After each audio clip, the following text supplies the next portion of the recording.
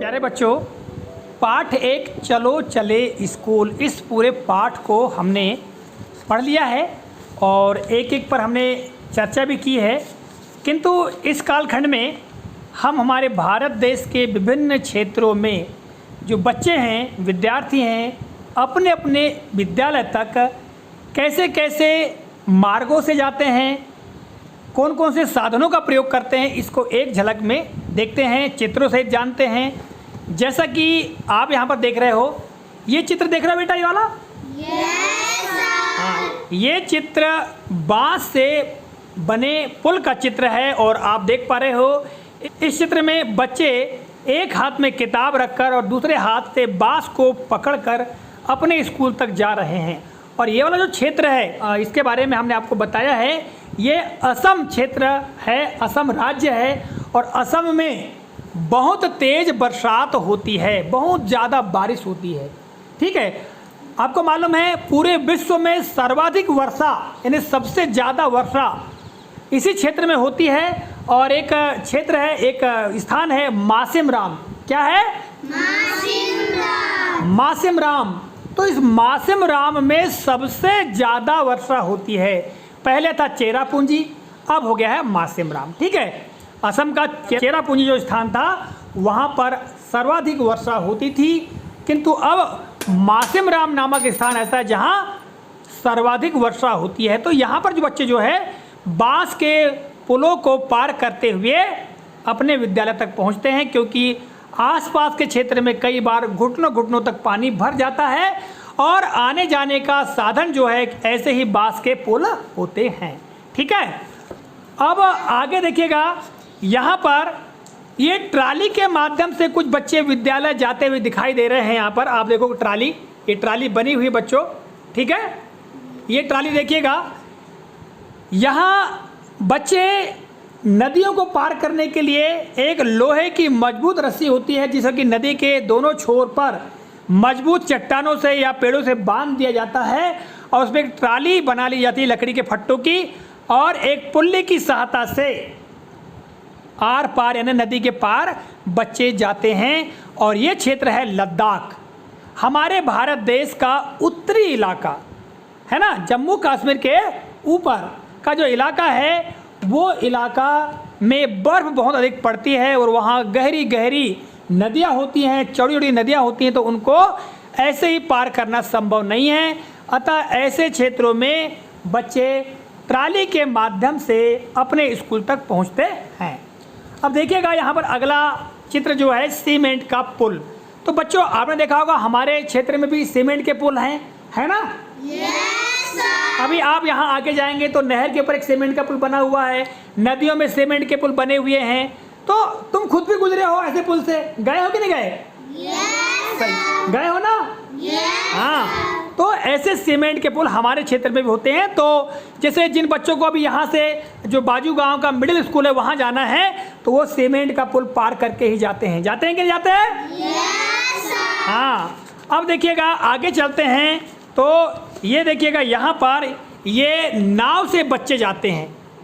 नाव दिख रही है बेटा आपको? हाँ, ये नाव का चित्र है और इस नाव को कहते हैं वल्लम। क्या कहते हैं? वल्लम। बहुत लंबी लंबी नाव होती है और ये केरल जो राज्य है, केरल राज्य में बच्चे वहाँ पर जो समुद्री तटीय क्षेत्र है वो वाला है ना, समुद्र तटीय क्षेत्र है, और वहाँ पर क्या होता है बच्चे जो हैं अपने विद्यालय तक इस वल्लम से यानी इस छोटी सी नाव से अपने विद्यालय तक जाते हैं। आपको याद रखना है कि वल्लम का प्रयोग कहाँ के बच्चे करते हैं? तो वल्लम का प्रयोग केरल राज्य के बच्चे करते हैं, या केरल राज्य के बच्चे वल्लम से अपने विद्यालय तक पहुँचते हैं।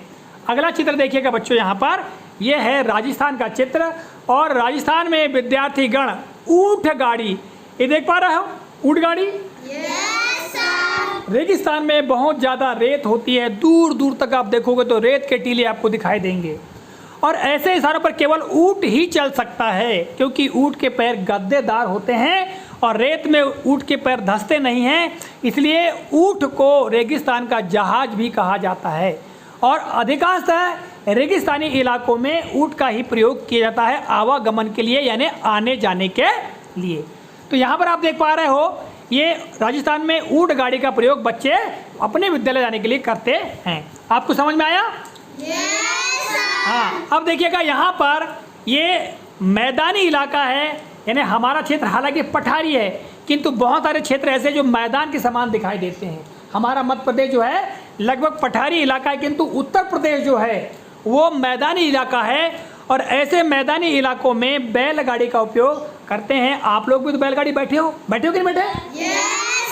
बिल्कुल, रोज ही बैठते हैं। और जब धान की फसल आती है उस समय प्रतिदिन बैलगाड़ी लेकर किसान लोग जाते हैं, और आप लोग भी बैलगाड़ी की सवारी करते हो?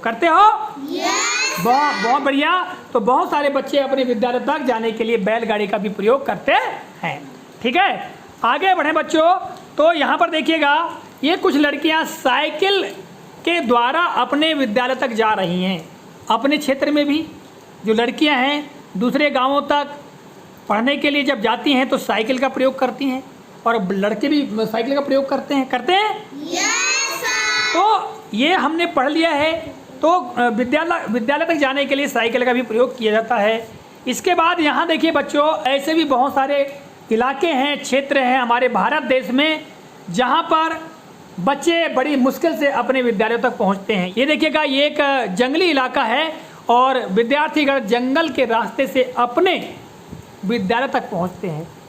जिन ऐसे क्षेत्रों में जो बच्चे रहते हैं उनको डर नहीं लगता, हालांकि वो बड़े आसानी से निडर होकर के जंगल के अंदर से भी अपने विद्यालय तक पहुंचते हैं। जंगल एकदम सुनसान होता है और वहाँ पर जानवरों का भी खतरा रहता है, फिर भी जो बच्चे हैं वो समूह बना करके अपने विद्यालयों तक पहुँच ही जाते हैं। क्या आप लोग जंगल से जा सकते हो क्या?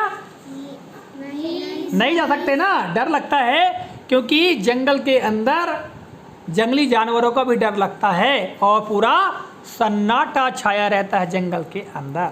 परंतु कुछ जंगली इलाके हैं जहाँ के बच्चे जंगलों से भी अपने विद्यालयों तक पहुँचते हैं।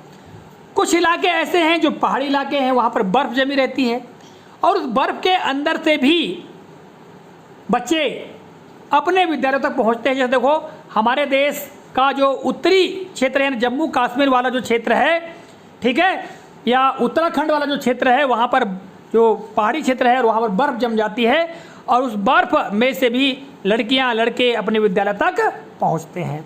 ठीक है, तो ऐसे भी क्षेत्र हैं। और यहाँ पर देखिएगा, ये उत्तराखंड का पहाड़ी इलाका, यहाँ से भी विद्यार्थीगण पहाड़ों पर पत्थरों वाले रास्ते से गुजरते हुए अपने विद्यालय तक पहुँचते हैं। ठीक है, तो देखो बच्चे कितने बहादुर हैं, किसी न किसी साधन से, किसी न किसी माध्यम से अपने विद्यालयों तक पहुंचते हैं। तो बच्चों, ये जो चित्रों के माध्यम से अभी हमने समझा, तो आप देख रहे हो कि हमारा जो भारत देश है, इस भारत देश में अलग अलग तरह के क्षेत्र हैं।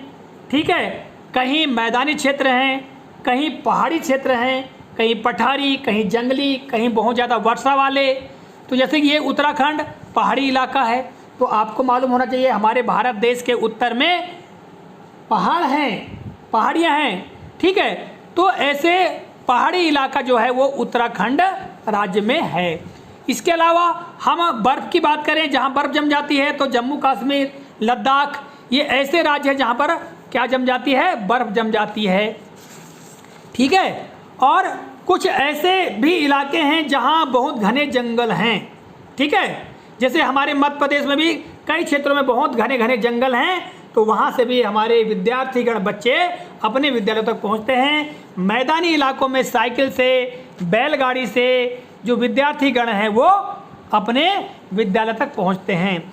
राजस्थान एक ऐसा इलाका है जहाँ पर मरुस्थल है, जहाँ रेत ही रेत है, तो वहाँ ऊँट गाड़ी का प्रयोग करते हैं। तो हमको ये जानना है कि राजस्थान में थार का मरुस्थल है और वहाँ रेत पाई जाती है, और वहाँ पर ऊँट का प्रयोग यातायात के लिए किया जाता है। केरल, जहाँ पर पानी को पार करने के लिए वल्लम का प्रयोग किया जाता है, ये समुद्र तटीय इलाका है, यानी समुद्र के किनारे वाला क्षेत्र है। ठीक है, तो कई जगह पानी होता है, तो उस पानी को पार करने के लिए वल्लम यानी छोटी सी नाव का प्रयोग किया जाता है। इसी तरह से जो कुछ मैदानी क्षेत्र हैं वहाँ पर सीमेंट का पुलों का प्रयोग किया जाता है, जैसे हमारा मध्य प्रदेश, उत्तर प्रदेश, यहाँ बहुत सारे सीमेंट के पुल आपको देखने को मिलेंगे, है ना। लद्दाख जैसे क्षेत्रों में बहुत गहरी गहरी घाटियाँ होती, नदियाँ होती, तो वहाँ पर ट्राली का प्रयोग किया जाता है ना। और जैसे असम जैसे इलाके जो हैं, यानी हमारे पूर्वी जो क्षेत्र है हमारे भारत देश के, इन क्षेत्रों में बच्चे बांस के पुलों का प्रयोग करते हैं, अर्थात यहाँ पर बहुत ज़्यादा वर्षा होती है ना। और वर्षा होने का कई जगह दलदली भूमि पाई जाती है, ठीक है, कई जगह बहुत ज़्यादा पानी भर जाता है। तो इस तरह से बच्चे जो हैं अपने विद्यालयों तक पहुँचते हैं। तो बच्चों, इस पाठ में हमने ये समझा कि हमारे भारत देश में विभिन्न प्रकार की भूमियाँ हैं, विभिन्न प्रकार के स्थान हैं जहाँ पर जीवन जो है संघर्ष के साथ दिया जाता है, और बच्चे संघर्ष करने के साथ साथ यानी बड़ी मुश्किल से अपने विद्यालयों तक पहुँचते हैं, है ना। तो हमें भी प्रतिदिन विद्यालय आना चाहिए। आपने इतने सारे बच्चों को देखा कि सभी बच्चे बड़े संघर्ष के साथ, बड़ी मुश्किल के साथ, कठिनाई के साथ में अपने विद्यालय तक जाते हैं, तो हमें भी अपने विद्यालय प्रतिदिन आना चाहिए। आओगे? Yes sir. बहुत बढ़िया, ताली बजाइए।